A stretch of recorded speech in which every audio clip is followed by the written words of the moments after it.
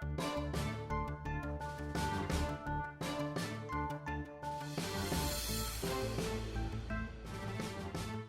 Afrikaner trek to America remains a trending topic across the world. We speak to US intelligence analyst, retired Colonel Chris Wyatt.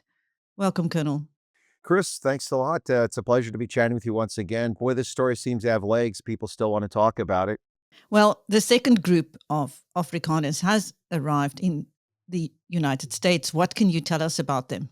Well, this was done a lot more cleverly, in my view, than the first group. Somebody leaked the information, unfortunately, and it's led to the outing of many people and death threats against their family members, their property being jeopardized back in South Africa. They've been rubbished by the president of South Africa. And as I said, some people received death threats and their families are being threatened in South Africa. This time around, it was much smarter, in my view. So a number of people came over and arrived on Friday this past week in the United States and went to their ultimate destinations. Now, because I've been honest and I've not abused anyone's trust, some of the refugees have been in touch with me, and I was aware that this group was going to land, and I announced it after they had arrived in their ultimate destination. Uh, they they've arrived there. They're in temporary housing. They'll move into these groups of people move into their permanent where they're going to live for the near future very shortly. But what's happening is that they're arriving.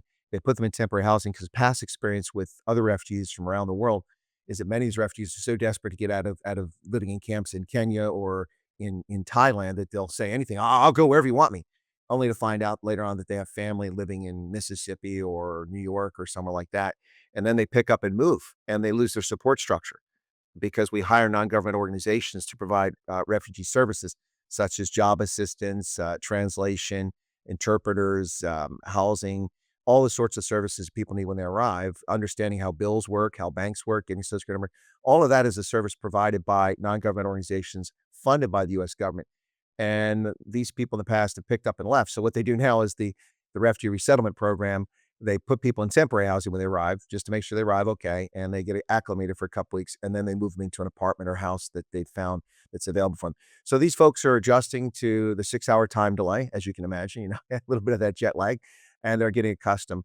I have indications that at least one family wants to talk to me, but I haven't heard back in the last couple of days. And if they don't want to talk, that's their prerogative. I'm not here to exploit them, just to share their stories to reassure other people. And as I predicted all along in this situation, Chris, this was, that people have got wrapped around the axle. Oh, it was a charter flight. US paid for a charter flight. By the way, the US government didn't pay for that charter flight. A private donor paid for that entire flight, booked that aircraft and flew it to South Africa at their own expense. So the US government would normally send people on commercial flights unless they're evacuating from a war zone. This isn't a war zone. So these people came on a commercial flight. And I think that's why a lot of the news media were caught off guard. And they didn't even report this until the following Monday when they came back to work. Like, oh, look, refugees have gone.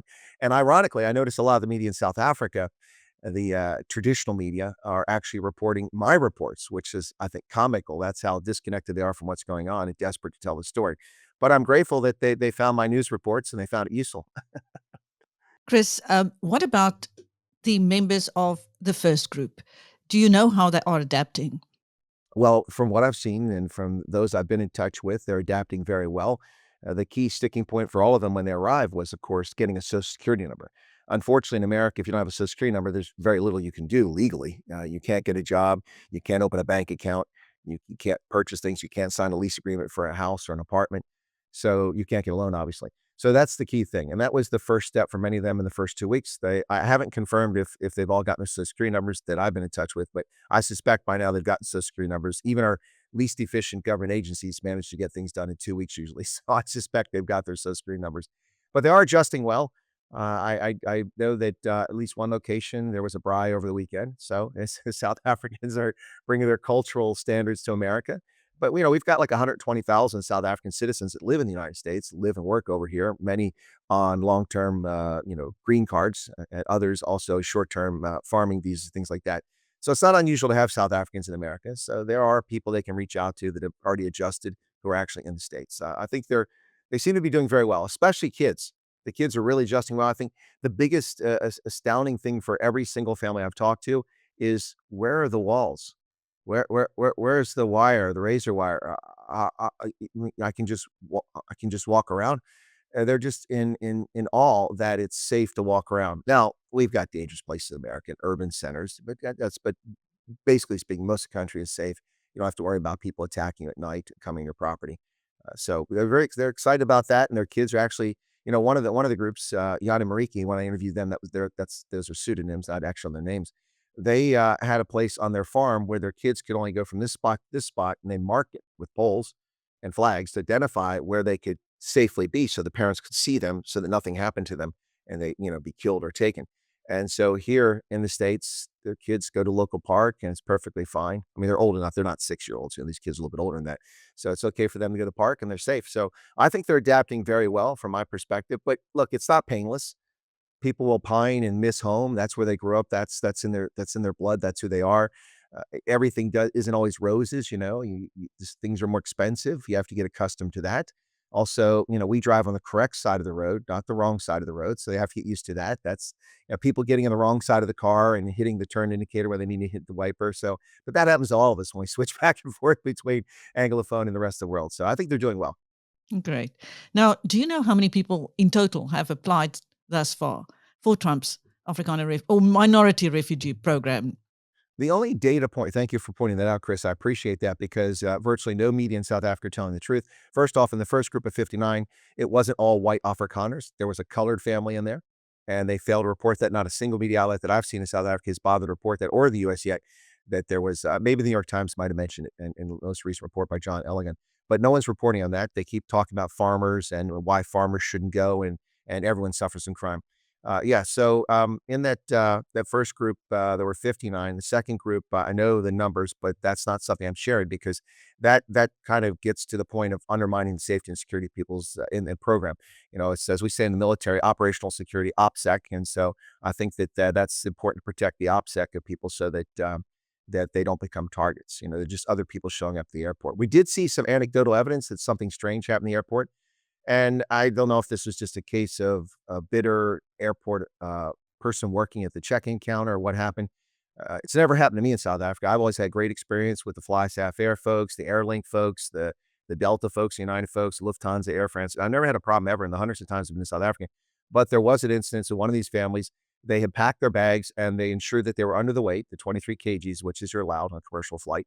And when they arrived, suddenly their bag was over limit and they were supposed to pay like $100 for the bag.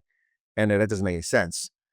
And they realized, they looked and they saw that someone's knee was on the scale, pushing it down. So that's that happens in some place around the world. So just a word of advice to those coming over, just pay attention, make sure that, this could happen to anybody, anytime. I don't know that had anything to do with refugees. Maybe it did, but also they were the one family is kind of being harassed a little bit by the check-in folks, which is odd. But there was a U.S. Embassy employee with identification that was available to make sure they got checked in, got through the check-in, through security, and then until after they left in the air, there was embassy employees staying at the airport. So I think that should reassure future refugees who want to come over that you're going to have that help and escort, and it'll be nondescript. It's not like they're running around with big signs going, "We're from the U.S. Embassy here to protect the refugees." So I just thought I'd share that anecdotal story. What is the biggest piece of advice you can give those who still want to go? Well, patience. And I realized just now, Chris, I didn't answer your last question. You asked what's the number. We don't actually have we don't, I didn't answer it. Sorry. We don't actually, I got down a rabbit hole telling that story.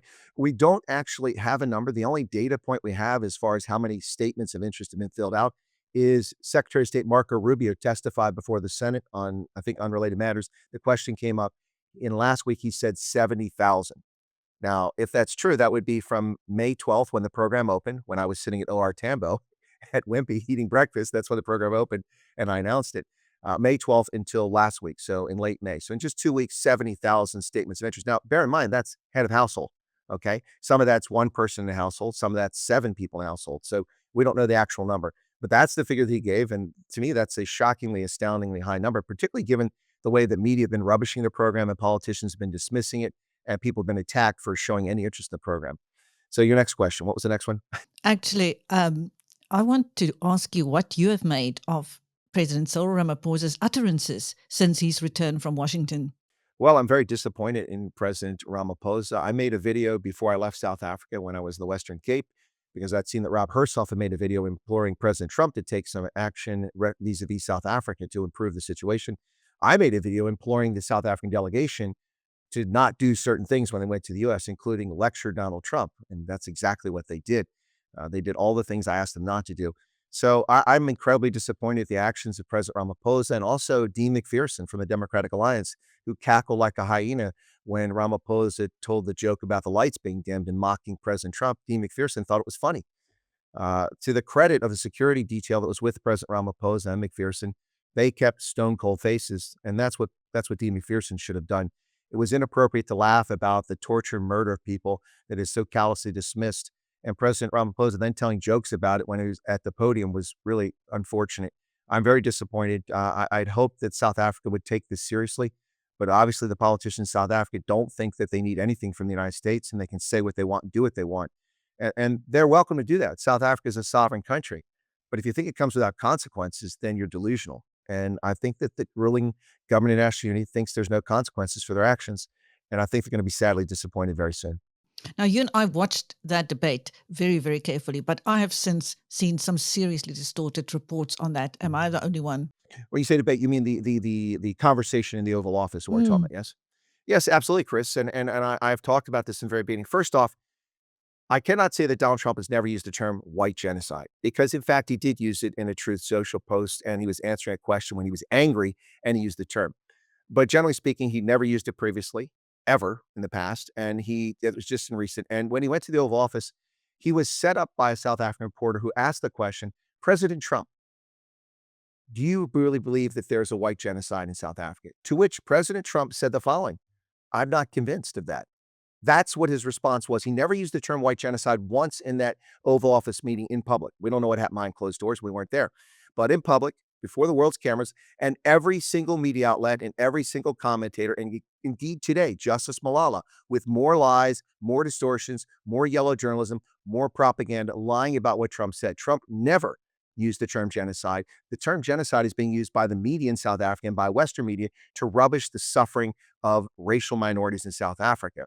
And, it's really disgusting to see this nonsense and what happened there, because they're the ones. The term white genocide, I hear from the media, doesn't come from me. It doesn't come from reputable people in the center or on the right, by and large. It comes from the media who stoke this to undermine the true suffering of people in South Africa. And Chris, I need to make this very clear. I think we've talked about this before. This program does not exist because of a genocide. It doesn't exist because of crime. It doesn't exist because of farmers. The program that President Trump created in the 7th February executive order is very clear. It's because of unjust racial discrimination. That's the bottom line here. Racist laws, which Dan Corder dismissed with a ridiculous argument of Piers Morgan. You look like an idiot talking away that stuff. It's an abomination what the press in South Africa are doing, falsely reporting and misleading the world. Trump did not admonish, and it wasn't an ambush. I mean, this is the most comical thing. The South African government requested the meeting. Trump graciously rescheduled his calendar and made a meeting for them. And then Ramaphosa made Trump wait 30 minutes. The president of the United States was kept waiting for 30 minutes while Cyril Ramaphosa was on African time. Wow. And it was an ambush? It wasn't an ambush. Was there anything that was shown in the video that didn't happen? Was it anything altered or doctored? Was it artificial? No, this is actual footage. These are actual words uttered. And if anything, Donald Trump did Julius Malema a huge favor, Chris. Not Julius Malema, excuse me. He did Cyril Ramaphosa a huge favor, because he showed footage of people who aren't in the ruling government, people who are not part of the ANC. It gave Ramaphosa the ability to distance himself from it. And then he rudely interrupted the president of the United States as a guest in the Oval Office when another South African reporter put a stage question. What will it take, President Trump, for President Ramaphosa to convince you there isn't a white genocide? And rather than let Trump answer the question, which is what should have happened, Ramaphosa said, oh, no, I'll take this question. I'll take this question. And then he interrupts Trump, and Trump says, okay, go ahead. So basically, Trump hands him the shovel, the spade, and Ramaphosa dug his own grave, because then he began lecturing Trump. It will take the president listening. And there you go, lecturing President Trump. There isn't a single thing that's being refuted. It's just being called an ambush. There was no ambush. They knew this was coming. And if they didn't, they're stupid. I warned them. I'm sure their advisors warned them. Whoever briefs them warned them that this was going to happen. And they had no response other than to claim that he was ambushed and that it isn't happening. It's really sad to see, Chris. Before I forget, is there anything more to Elon Musk's departure from the White House, or was his time just up, Chris?